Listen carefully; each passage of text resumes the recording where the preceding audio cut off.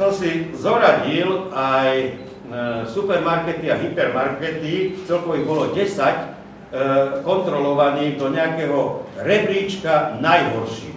Na prvom mieste v tomto mojom kritériu vyšla Billa. Bolo tam realizovaných 52 kontrol, 28 dopadlo zle.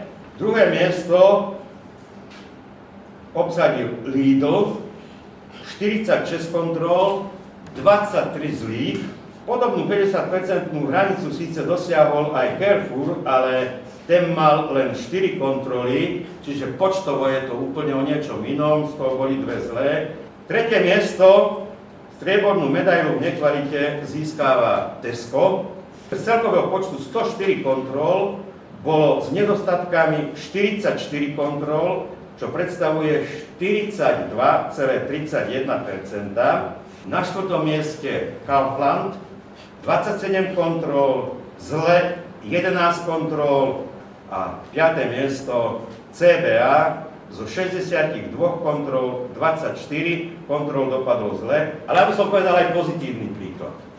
Najlepšie sa umiestnil z hľadiska kvality, ale teraz myslím, a dobrých podmienok obchodný reťazec Coop Jednota.